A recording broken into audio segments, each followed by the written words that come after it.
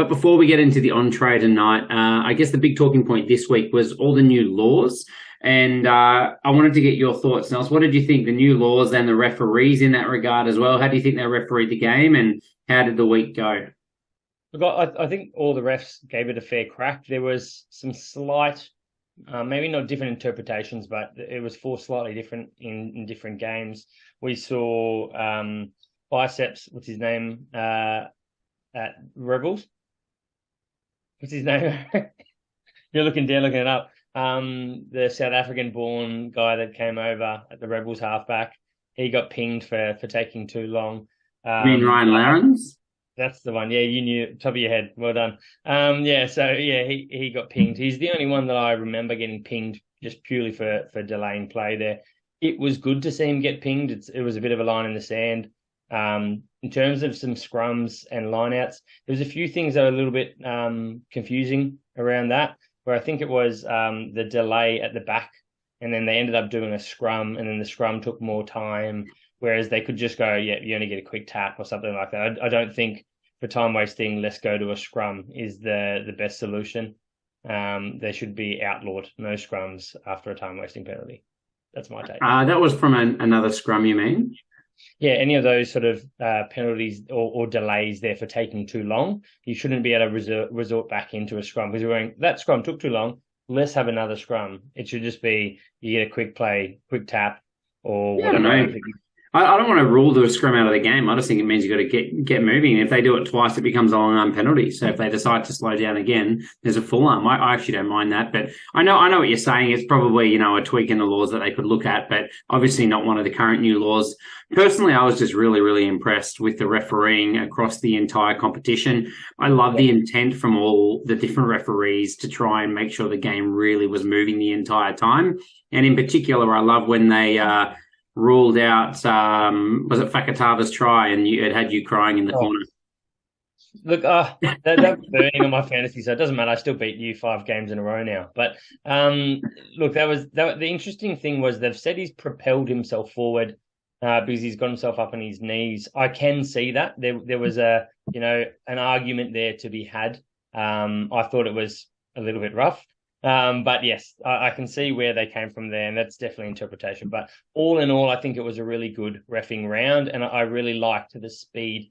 Maybe not necessarily as much extra ball in play, but it was just less downtime, less wasted, time looking at, replays of penalties, things like that as well. Yeah, absolutely. It's just an excellent round from the referees, to be honest. I thought it was fantastic to watch and loved all the new innovations. But on that, Nels, let's go to our entree, which is, of course, the Super Rugby Round 1 review. Kicking off round 11 was the Crusaders going down 10 to the Chiefs 31. What do you have out of this one? Yeah, something we definitely all predicted. No, not at all, really. But yeah, look, the interesting thing out of this one was the Chiefs went down 10-0. Early in that sort of first half, and came back with 31 unanswered points. A 10 out of 10. That was a brilliant name in our fantasy competition. A 10 out of 10, but he clearly wasn't feeling 10 out of 10, and he was pulled pre-game, which was quite upsetting for them. We did get to see Malo get a run on, which was a bit of a surprise for all of us. He did have some good form in the pre-season, but he didn't really find a way to inject himself into this game, and Coombs Fabling came in on the other wing as well. In injuries in the game, the big one for the Crusaders, I thought, which made a gigantic difference, was just Cullen Grace going off with that suspected, I think, fractured collarbone, they think. He was replaced by Christian Leo Willie, obviously a player that we enjoyed watching at the Highlanders so much last year. He was okay with ball in hand, I would think, but the big takeaway from me was he quite clearly is not as comfortable as the rest of the side with their structures. He threw a pass behind to nobody. I think he missed a couple of cleans, gave a few penalties away. I thought that he did well in the line-out. They used him a few times, but all in all, I thought it was really, really telling the fact that he just didn't have a very good relationship with the team. Yeah, his work rate was brilliant. He made 19 tackles and 12 runs. But as you said, it was really that cohesion with the players around him that was lacking. Maybe he gets more time there in coming weeks. There's a few names we'll throw out in the previews. But, he just needs more time with that squad, I'd say. The other one, Harry, you've got Nankivell down for president. I didn't know I wrote that actually, but I'll take it. I thought he was exceptional and is every week. So he's obviously with Quinta Pyer and now Anton Leonard-Brown also out for the next kind of 4 to 6 weeks, or he says 3 to 4 weeks. I mean, Nankivell will have to be president if the Chiefs back one's going to continue firing like it is. But yeah, he was fantastic, and I thought really strong showing from Shooter McGavin as well. Was fantastic both at fullback and at wing. And personal bias, I really thought Josh Ioane added a lot to the team when he came in at 10 as well. I really like how he tacked the line and how he set up the outside man, and worked very well in tandem with DMAC in the front line and the back line as well. I am extremely impressed with Shooter Stevenson. And even in the preseason, he was looking very, very good at fullback. We all love DMAC and would love to see him at the back there, but he's done very, very well. The battle out of this one was DMAC and Richie. What a battle. DMAC got one up in this one, so he'll be a happy man. But yeah, the Chiefs, I think, really evolved and got stronger and stronger throughout the game. They really adapted really well to the fast pace of the game and the new laws that we were seeing. But yeah, let's roll into the first Aussie derby, and that was the Waratahs versus the Brumbies. Harry, you were there. How did this one go down? Very, very good game to be out, I've got to say. 25,000 strong at the new SFS, and you and I obviously bought some pretty schmick tickets and I was going to say wasted, but no, invested all our money in having a blind over a Waratahs year. And man, what an atmosphere it was.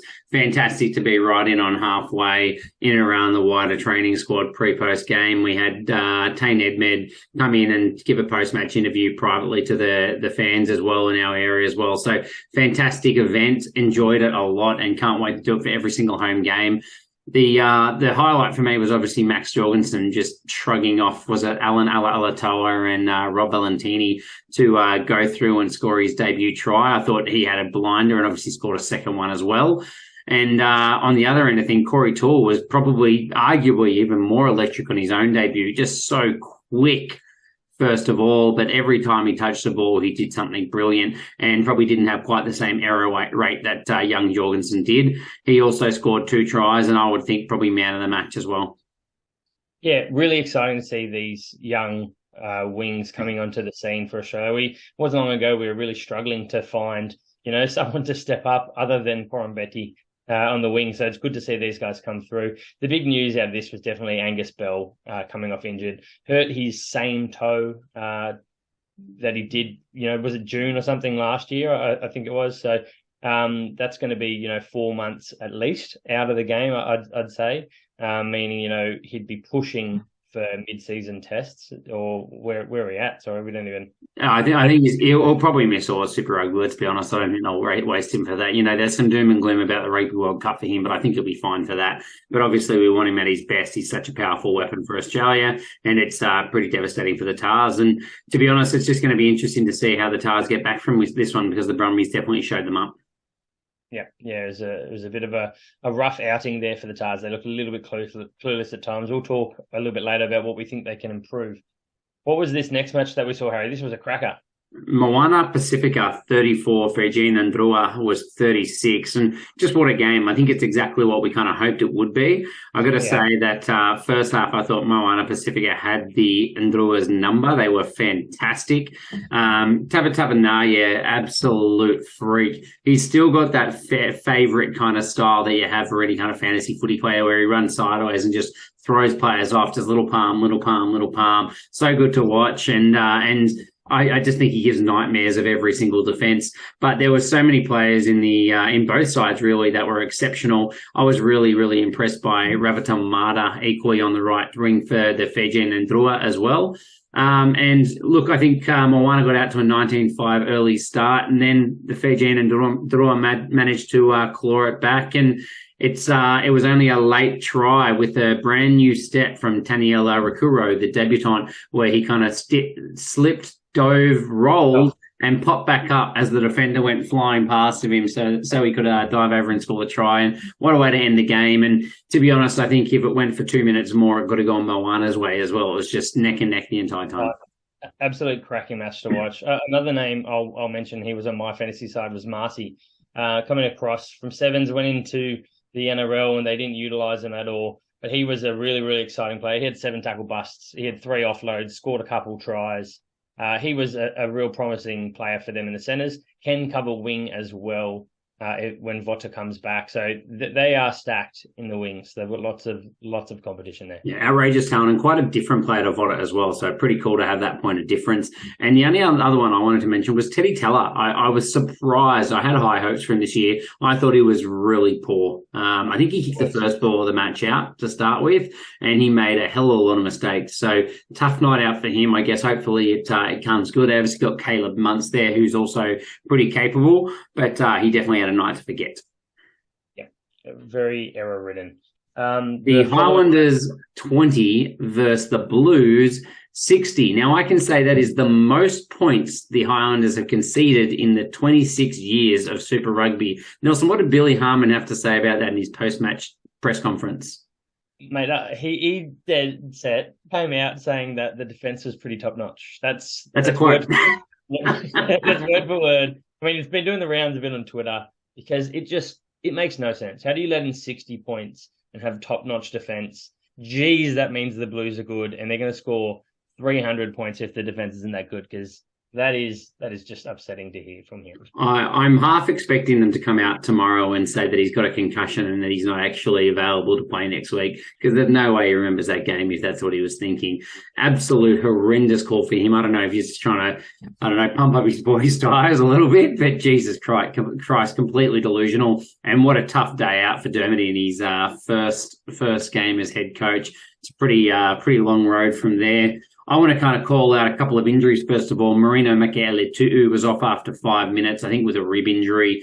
Just one of those ones, you pop a rib or fracture a rib. They're just so bloody sore. I suspect he'll be gone for 3 or 4 weeks, maybe 5 or 6 in absolute worst case.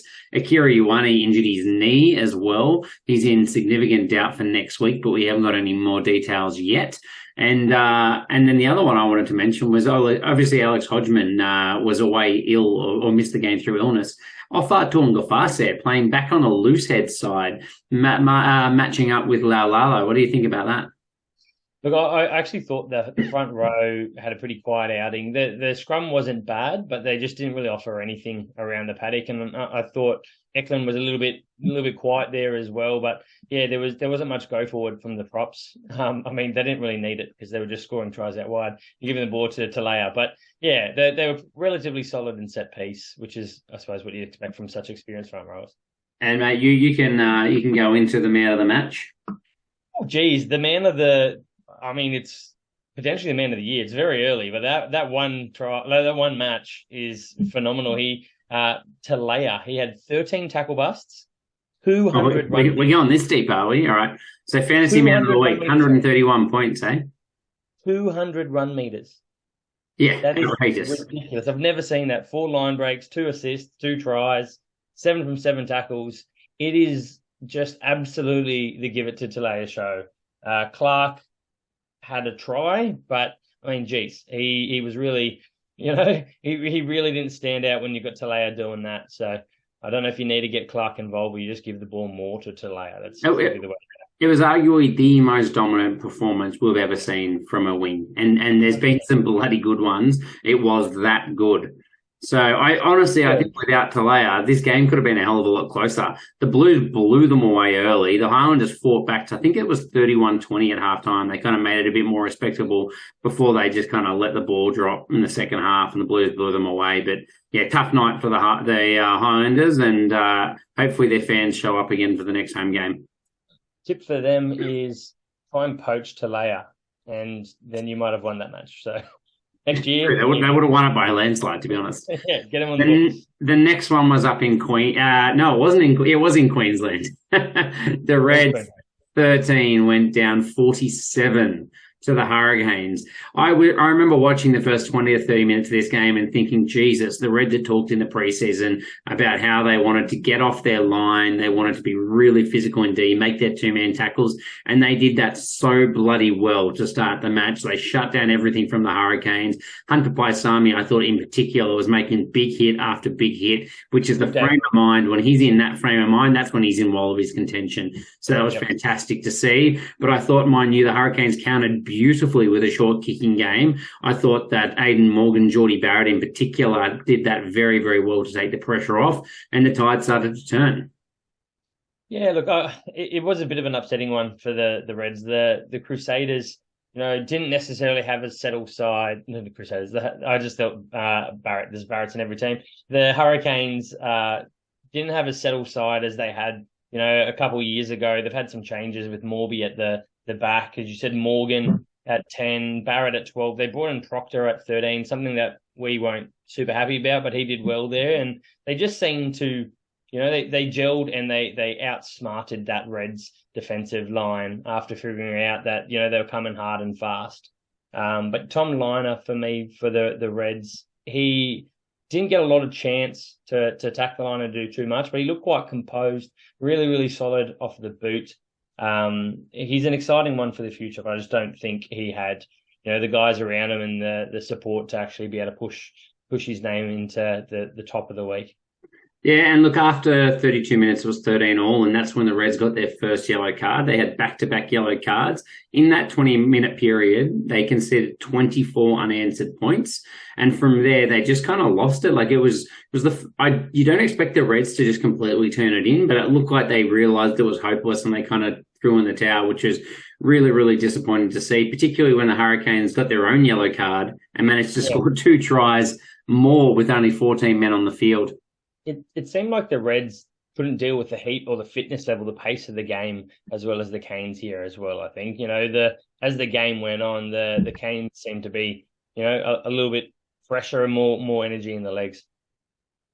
Yep. Yeah, completely agree with that. And Jordy Bataya, special mention to him as well. I thought he was exceptional at 15. The final matchup of the weekend was the Force taking on the Rebels. This is the game everyone wanted to watch for the weekend. Force taking this 34-27. It actually went, back and forth throughout. It was, as cliche as it is, it was a game of two halves. The Rebels came out and dominated the first half, 24-10 before, as I said, going down 27-34. I think it really Hardwick encapsulates exactly what it was for the Rebels. Like that first half, he was a true shining light for them. We went, geez, he's playing well. He's at number 8, but he was being inspirational. He stole 3, 4, 5 balls in that first half and looked amazing, but came out in that second half and seemed to be nullified or have nothing left in the tank, and the Force really stepped it up. That was an outrageous change, how much the game turned there. I don't know how many turnovers he got, but it was up there with the most, like I remember saying. It could have been 4, which players are likely to get in a season. He did it in 40 minutes. And then he came out in the second half. The Western Force obviously had a focus to make sure that they really owned their own ruck ball, and they did it exceptionally well. He didn't get another look in. Yeah, he's a player that's shown so much hope, but, to be able to do that for 80 minutes is pretty tough. So I don't know. They found a way to nullify it, but yeah, the Rebels coach Kevin Foote was, I think really left upset about that tackle count, the missed tackle count, a whopping 35 compared to the Force's 13. You cannot let 35 tackles go unmade against the Force. Imagine you're doing that against the top Kiwi sides. And the Rebels did say in the off-season, when he was interviewed, that they have spent a lot more time on their defence this year. So that's going to be incredibly disappointing, considering that's what they were doing. And I don't mean to talk down to the Western Force fans, but the Force do not have the most lethal attack out there, particularly with Mate Ele ruled out and Folau Fainga'a, for that matter, in the warm-up to the game or during the lead into the game. But it's not a good sign for the future for the Melbourne Rebels. And I've just got to make a shout out as well. I thought Bryce Hegarty, particularly in that second half, really steered the team around incredibly well. Hamish Stewart deputised very well outside of him, but Hamish Stewart, Hegarty, the man of the night for me, just brought them back into the game and showed his class. Also, Carter Gordon, what a mullet, and what an intercept. That was some flowing locks. That was beautiful to see. Yeah, it was beautiful, wasn't it?